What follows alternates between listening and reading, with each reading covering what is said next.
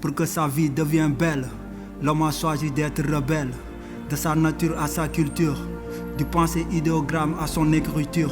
Aux premiers îlots, leur premier pas, leur premier regroupement dans les premiers cours d'eau. Les premières mobilisations, les premières organisations, source naissance des premières civilisations. Les premières sociétés de l'Égypte, de la Grèce, de la Mésopotamie aux îles de l'Indus. Les premières conquêtes, les premières colonies. Athènes avec Périclès et sa démocratie dans l'aéropage. L'Égypte avec la beauté d'Akhenaton et le triomphe de l'hiéroglyphe. Oh, la bataille de Urus et Sceptre, Rome et son aigle, symbole de la domination de la terre au ciel.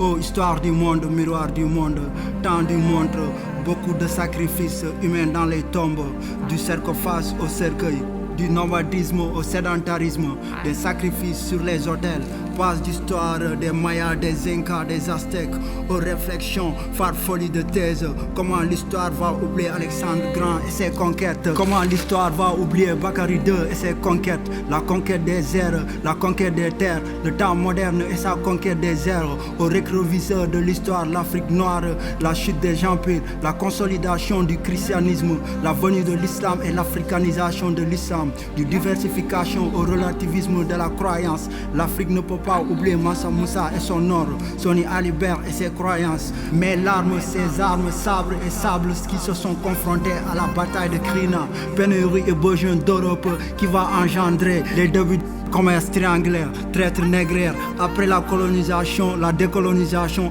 ensuite le néocolonialisme et enfin aujourd'hui la crise des sociétés et mondialisation et ses conséquences, la traître négrière, commerce triangulaire, réverti aujourd'hui comme la colonisation et la décolonisation moderne qui poursuit avec la traite négrière. L'Afrique a vu aujourd'hui beaucoup de ses fils qui meurent sur les mers, comme aujourd'hui il continue de voir beaucoup de ces jeunes qui se noient dans la Méditerranée. Une mondialisation ouverte où l'Europe a perdu ses repères. À quoi servent ses frontières et ses barrières si ils ont appris à la jeunesse africaine les notions de liberté et de village planétaire? Derrière toute mensonge une vérité dite aux médias, on sous-entend l'émigration sélective. En Afrique du Sud, un peuple qui a connu la xénophobie. En Rwanda, un peuple qui a connu la génocide. En Burkina Faso, un peuple qui a connu les coups d'État. À tous les chefs d'État africains, 7 millionnaires, les cimetières des jeunes seraient les eaux de mer. Aventure pour une rupture à votre système politique colonial.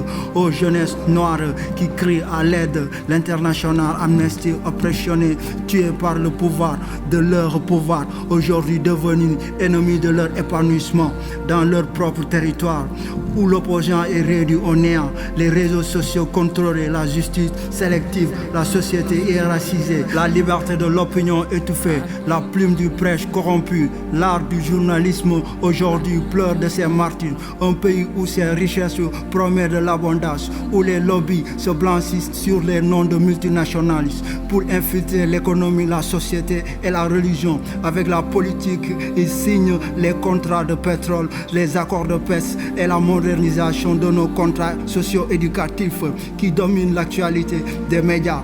Une époque moderne avec une technologie régressive, une pensée dictée, dominée par l'œil du monde, des appareils photo, des drones de reconnaissance spatiale, les conquêtes des satellites, une configuration géopolitique qui dépasse les sphères bioéthiques.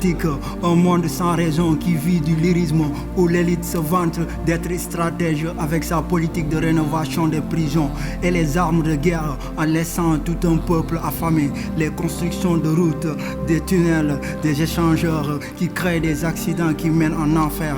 L'homme sur le trône nourrit le diable par le sang. Beaucoup de lois ont été promulguées par les membres permanents de l'ONU et plusieurs guerres civiles ont été activées par les États-Unis et la France. La richesse triomphe, la sécheresse domine, les pandémies, les manques d'académie, les pénuries d'eau, les pénuries de médicaments, mais l'arme pharmaceutique avec le commerce maçonnique, œil pour œil, dent pour dent, le sang des innocents qui se verse, qui va engendrer les débuts, commerce Palestine, traite négrière, après la colonisation, la décolonisation, c'est ensuite le néocolonialisme et enfin aujourd'hui la crise des sociétés défendue de mondialisation et ses conséquences frappent la traite nègre les femmes comme les enfants change aujourd'hui comme la colonisation et la décolonisation moderne du nom de notre grand-père Ibrahim.